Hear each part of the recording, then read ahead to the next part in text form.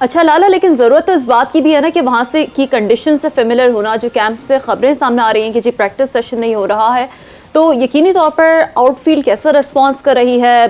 ये तमाम तर वो कंडीशंस हैं, बिलखुसूस स्पिनर्स के हवाले से ये सारी चीज़ें तो प्रैक्टिस इसके लिए ज़रूरी है। और फिर साथ साथ रिप्लेसमेंट की भी खबरें कुछ सामने आ रही हैं कि बहुत मुमकिन है कि जी मेहरान मुमताज़ को शामिल किया जाएगा टीम में आगे के मैचेस के लिए। इसको कैसे देखते हैं आप लाला? देखिए, प्रैक्टिस से तो वो मेरे ख्याल में जब से पैदा हुए प्रैक्टिस ही कर रहे हैं सारे, और अभी तक प्रैक्टिस ही चल रही है। तो प्रैक्टिस एक आधा दिन ना करना वो कोई ऐसी बड़ी बात नहीं होती। हमारे टाइम में भी ये होता था कि मैच से एक दिन पहले अगर रेस्ट है, प्लेयर्स की ट्रेवलिंग है, बॉडी को रेस्ट चाहिए, एंड देन तो अगले दिन मैच के लिए 100% जाके अंदर एफर्ट करते हैं। देखिए, वो यहाँ पे मेरे ख्याल में आज का दिन है। आज क्या पता कि इनका प्रैक्टिस सेशन होना चाहिए, होगा, बल्कि प्रैक्टिस सेशन जाके ग्राउंड को फील करें, वहां पे फील्डिंग करें, आपको पता चल जाएगा। कप्तान मैनेजमेंट जाए, पिच देख के कैसा पिच है। तो आई मीन के ये है। बाकी जहाँ तक इमाद वसीम का ताल्लुक है, आई डोंट नो कि उसकी क्या सिचुएशन है। सवेरा ने आप लोगों को क्या पता, मैं नहीं सुन पाया। मैं सोशल मीडिया पे अभी थोड़ी देर पहले सुबह उठ के देखा है कि इमाद वसीम की जगह जो है वो मुमताज जो लड़का है उसको बुलाया है, लेकिन वो कब आएगा, किस तरह आएगा, इतनी लंबी फ्लाइट आके करके, एंड देन फिर वो मैच के लिए थोड़ा सा एक होता है कि 2 दिन मिल जाते, उसको भी रेस्ट का खिला देते तो फिर समझ आ जाती। लेकिन against India I don't know कि वो खेलेगा कि नहीं खेलेगा। ठीक है शाहिद साहब, ये जो ट्रैवलिंग रिजर्व्स हैं, आपके ख्याल में इस किस्म की सूरत हाल से बचने के लिए पाकिस्तान को वो ऑप्शन अवेल करना चाहिए था कि जब हमारे पास था हम ट्रैवलिंग रिजर्व्स को ले जाते, इस किस्म की सूरत हाल ना बढ़ती कि एंड टूर्नामेंट के दौरान मुख्तलिफ नामों पर फिर बहस आ जाती, एक नया तनाज़ा पैदा हो जाता है। अभी वसीम इस हवाले से बात कर रहे थे कि कोई इतना अच्छा ऑप्शन नहीं कि आप ना लेकर जाएं। देखिए, ऑप्शंस डिपेंड करता है। अगर बाकी टीमों ने भी किया हो तो समझ आ जाती है चीज, लेकिन हमारे पास कोई स्पिनरों की कमी तो नहीं है ना। हमारे पास तो स्पिनर्स हैं। इमाद था, इंजर्ड हो गया, आपके पास बाबर था, शादाब था। एक टीम के अंदर 3-3 जेन्युइन स्पिनर्स, और क्या चाहिए। अब मेरे ख्याल में फिर तो रिजर्व में भी कोई स्पिनर बनता ही नहीं था, लेकिन अब नहीं है और फ्लाई करा रहे हैं उसको, आ रहे खेलने के लिए, तो ठीक है, आ जाए, वो भी उसको भी ट्राई कर लें।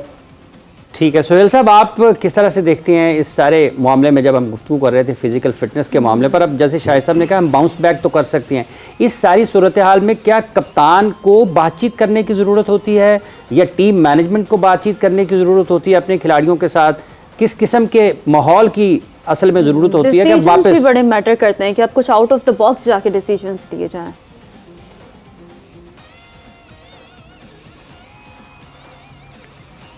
देखिए, ये तो ऑब्वियसली सबसे इम्पोर्टेंट रोल इसमें, कल से मैं कह रहा हूँ कि अब सिंस जो हम यूएसए से हारे हैं उसके बाद से तो कोच और कैप्टन का बहुत इंपॉर्टेंट रोल है। शाहिद भाई ने जैसे कहा ना कि प्रैक्टिस, ऑब्वियसली वो जो आगे बात हो रही थी वो ये था कि आपको क्योंकि नई कंडीशन है, ड्रॉप इन पिचेज हैं, तो अगर वहाँ पे चले जाते, मेरा पॉइंट ऑफ व्यू था कि पिचेस पे थोड़ा सा स्पेशली बैट्समैन को आइडिया हो जाता ड्रॉप इन पिच पे खेलने का, बेशक थ्रो डाउन कर लेते, फास्ट बॉलर को रेस्ट करा लेते, तो वो एक डिफरेंट डिबेट थी। बट मोर इम्पोर्टेंटली यहाँ पे ये है कि आपने मेंटली कैसे प्रिपेयर करना है अपनी टीम को, उस पिछली हार से निकाल के अगले मैच के लिए आपने प्रिपेयर कैसे करना है, वो बड़ा इंपॉर्टेंट है। तो उसमें ऑब्वियसली कैप्टन और कोच का रोल होगा, और ये ऑब्वियसली होगा बातचीत करने से आपस में। You need to forget it. ठीक है, एक बुरा दिन था, बहुत बुरी हार थी, हम एक छोटी टीम से, सूची टीम से हार गए, but it's okay, it's not end of the world, tournament is still alive. हमारा सबसे बड़ा मैच जो है वो अगला मैच है, तो हमें उस पर फोकस करने की जरूरत है। जो हो गया वो डन एंड डस्टेड, उसके ऊपर टूर्नामेंट के बाद में बात की जा सकती है। तो ये सारी चीज़ें बड़ी इंपॉर्टेंट है कि इस मेंटल ट्रॉमा से प्लेयर्स को इंडिविजुअली और एज ए टीम मैनेजमेंट कैसे निकालने में कामयाब हो जाती है। अगर तो वो कॉन्फिडेंस, मोरल हाई कर लेते हैं तो आई हैव नो डाउट कि मेरी टीम, हमारी टीम, पाकिस्तान की टीम इंडिया को हराने की पूरी सलाहियत रखती है। और मेरी गट फीलिंग है इंशाल्लाह कि पाकिस्तान ये मैच जीतेगा। सारा जो रोल है वो मेरे ख्याल में अभी मैनेजमेंट का है कि वो कैसे लड़कों को वापस ट्रैक पे लेके आते हैं। सारा आपके ख्याल में यही रोल है मैनेजमेंट का कि वो कैसे लड़कों को वापस लेकिन ये जो हालात है इससे कैसे निकल सकते हैं, स्ट्रैटेजी क्या होगी? लाला, आप क्या समझते हैं, अब क्या जो मोराल है अब टीम का ये कैसे हाई होगा, क्या स्ट्रैटेजी होनी चाहिए? कल बड़ा हाई वोल्टेज, बड़ा इंपॉर्टेंट मैच है जहाँ पर शायकीन क्रिकेट पुरजोश होते हैं। वहीं पर एक हमने हमेशा देखा है कि पाकिस्तान और इंडिया के मैच में जो खिलाड़ी होते हैं वो भी थोड़ा सा बहुत ज़्यादा अंडर प्रेशर होते हैं।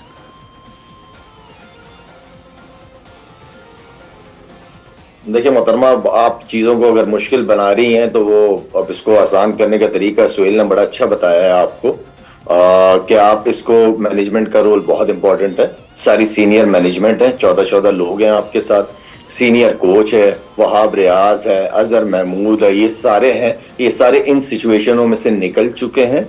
इस मैच की तैयारी कैसे करनी है, प्लेयरों से काम कैसे लेना है, उनको मेंटली, उन जैसे सुहेल ने कहा कि पिछला मैच बुला के नए मैच के अंदर किस तरह जाना है, सिंपल। ये तो मैनेजमेंट का काम है कि मेंटली कितना और स्ट्रांग करेंगे प्लेयर्स को, और क्या प्लेयर्स को यही मोटिवेट करना है ना कि अल्लाह हो गया पिछला मैच, चलो हो गया खत्म, हमने सबको फेस किया, सोशल मीडिया लोगों ने बहुत कुछ कहा, अब उस चीज के ऊपर पानी फेरने के लिए या उस चीज को मिटाने के लिए आपने ये मैच जीतना, सिंपल इज दैट। आप ये मैच जीत जाओ, पीछे की सारी चीज, हम तो वैसे ही वो कौम है जो चीजें भूल जाते हैं, तो आप ये मैच जीत जाओ, हर चीज ठीक हो जाएगी। ये मैच जीतने के बाद पाकिस्तान टीम क्या पता फेवरेट भी कहना शुरू करते हैं लोग के फेवरेट हो गई है, तो ये तो मेंटेलिटी है हमारी। तो बड़ा मैच है, जीत है, हर चीज कवर हो जाएगी। शाहिद साहब, अफगानिस्तान ने हैरान किया है न्यूजीलैंड को और दूसरी तरफ बांग्लादेश ने श्रीलंका को भी हरा दिया। आप अफगानिस्तान और न्यूजीलैंड के मैच को किस तरह से देखते हैं? ये भी कोई अपसेट है या फिर अफगानिस्तान मुसलसल बेहतर होती हुई, एक बड़ी होती हुई ताकत नजर आ रही है फिर इस वर्ल्ड कप में भी?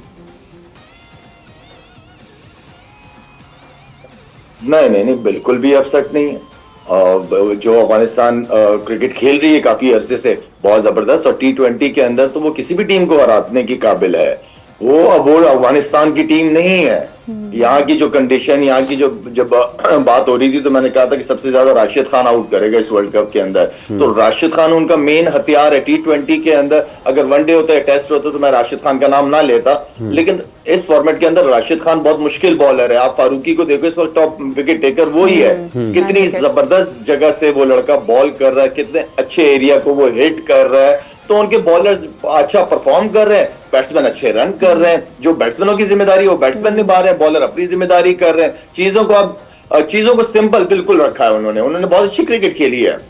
उन्होंने ये नहीं देखा, वो अगर ऑस्ट्रेलिया होती है, कोई और टीम भी होती है उनके सामने, वो इसी तरह क्रिकेट खेलते हैं। वो उनका माइंड सेट बन गया है, उनका एक कॉम्बिनेशन, एक यूनिट बन चुका है, जिसकी वजह से कोई अपसेट नहीं है। नो वे, कोई अपसेट नहीं है। मैच हराया है उन्होंने, मैच हराया है अफगानिस्तान ने, और ये 2 मैचेस वो जीत चुके हैं इस टूर्नामेंट में। और जैसे कि भी शाहिद साहब बता रहे हैं कि कोई अपसेट नहीं है, और उनका एक कॉम्बिनेशन बन गया है।